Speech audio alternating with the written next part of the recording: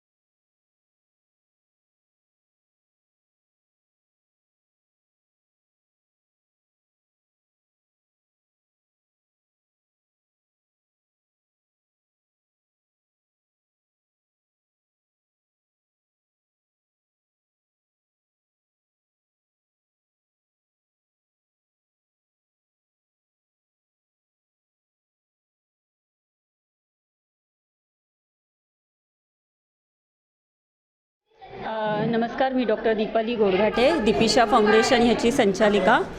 आज आपण या कर्नाळा चॅरिटेबल शाळेमध्ये कॅन्सर वॅक्सिन जी HPV वॅक्सिन म्हणून आपल्या सर्वांना माहीत आहे, त्या वॅक्सिनचं आपण इथे मोफत शिबिर ठेवलेलं आहे. कॅन्सर पेशंट एड असोसिएशन संघटनेच्या मॅडम आहेत डॉक्टर नुपूर खरे यांच्या आणि आपल्या संयुक्त विद्यमाने आजचा हा कार्यक्रम आपण इथे आयोजित केलेला आहे. या शाळेत जवळपास 200 ते 250 विद्यार्थिनी आहेत, तर त्या सगळ्यांचा आज आपण इथे मोफत HPV वॅक्सिन शिबिर इथे आयोजित केलेलं आहे. जी ज्यावेळेस आपण हे असे कॅम्प ऑर्गनाईज करतो कुठल्याही शाळेमध्ये किंवा कुठल्याही संघटनेमध्ये कुठल्याही गावामध्ये, तर त्याआधी आपण पूर्वतयारी अशा प्रकारे करतो की पालक आणि विद्यार्थी दोघांचंही आपण एक अवेअरनेस सेशन असतं, म्हणजे त्यांना काउन्सिलिंग असतं की काय असणार आहे, त्याचे फायदे काय, त्याचे तोटे काय, त्याच्यासाठी प्रक्रिया काय असणार. त्यासाठी आपल्याला एक संमतीपत्र लागतं. ते संमतीपत्र मराठीमध्ये पण असतं आणि इंग्लिशमध्येही असतं की प्रत्येकाला कुठल्याला भाषेचा हे व्यत्यय नाही आला पाहिजे. तर त्यांना सगळं समजवलं जातं.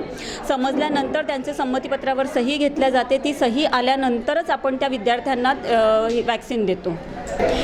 दीपिशा फाउंडेशनच्या मार्फत आपण गेल्या 7-8 वर्षांपासून आपण इथे कार्यरत आहोत. उल्वेच नाही तर उल्वेलगतच्या सगळ्या ऑल ओव्हर महाराष्ट्रामध्ये आपण काम करतो आहोत. या फाउंडेशनच्या मार्फत विविध ठिकाणी आपण हेल्थ रिलेटेड कॅम्प घेतलेले आहेत, सगळ्या ॲक्टिव्हिटीज केलेल्या आहेत. तर उल्व्यासाठी मी स्पेशली सांगू इच्छिते की कॅन्सर हा आजार नाव ऐकल्यानंतरच पेशंट लोकांना किंवा घरातल्यांना सगळ्यांना घाबरायला होतं, असं आपण जे म्हणतो. तर त्यासाठी आपण ज्या वॅक्सिनेशन्स आलेल्या आहेत, तर माझं म्हणणं आहे की बाबा जे अनअफोर्डिंग आहे त्यांच्यासाठी तर आपण कॅम्प घेतोच आहोत, पण जे अफोर्डिंग आहे त्यांनीसुद्धा जनजागृती करून अवेअरनेसच्या माध्यमातून प्रत्येकाने ही वॅक्सिन घेतली पाहिजे की फ्युचरमध्ये महिलांसाठी जे विशेष जे 30% जो सर्वायकल कॅन्सरचा जो प्रमाण आहे तर ते कमी करण्यासाठी आपण ह्या अशा प्रकारचे आणखी जास्तीत जास्त अवेअरनेस कॅम्प घेतले पाहिजेत.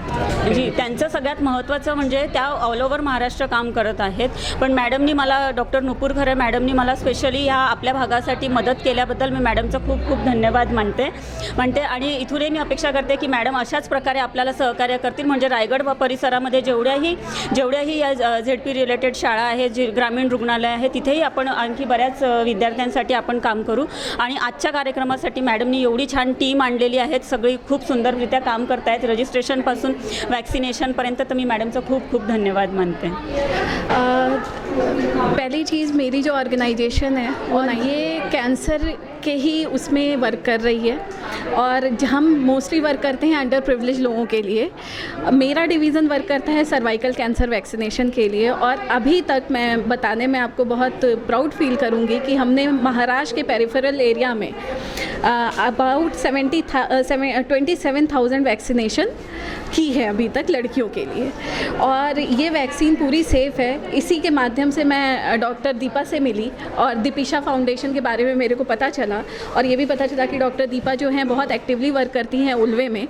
तो हम दोनों ने एक दूसरे को कनेक्ट किया और ये प्रोग्राम आयोजित किया है. जी, हमारे जो जितने तरह के हमारे पास कैंसर हैं, कई तो अभी भी अननोन हैं और कहने को ट्रीटमेंट पूरी तरह पॉसिबल नहीं होता है कई बार, लेकिन ये पहला कैंसर है जो कि प्रिवेंटेबल है अगर आप वैक्सीन ले लेते हो. आपको पता होगा WHO का एक एलिमिनेशन स्ट्रेटेजी भी है, 2030 तक हमें सर्वाइकल कैंसर हटाना है हर कंट्री से. तो वो एक प्रोग्राम चल ही रहा है जिसमें हम भी एक सहयोग कर रहे हैं, और इसके प्रोज कॉन्स, इस वैक्सीन का क्या फ़ायदा है, आगे लड़कियों को कोई दिक्कत नहीं होगी, इसके कोई साइड इफ़ेक्ट नहीं है, मैं ये सारी चीज़ें उनको बताती हूँ और उसके बाद पेरेंट्स कन्विंस होते हैं, क्वेश्चंस भी आते हैं. बट ये पहला कैंसर ऐसा है जिसको हम वैक्सीन के थ्रू प्रिवेंट कर सकते हैं अबाउट 90-95%. मैं cervical cancer being a women, मैं ये ज़रूर बोलूँगी सर्वाइकल और ब्रेस्ट कैंसर के लिए लड़कियों को, औरतों को हमेशा अवेयर रहने की ज़रूरत है, और आज भी हमारे समाज में वो अवेयरनेस नहीं है.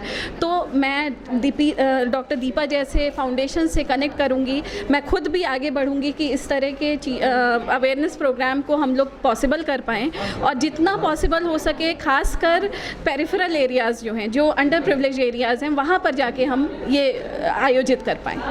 और यही मेरे CPA का, कैंसर पेशेंट्स एड एसोसिएशन का भी मिशन है.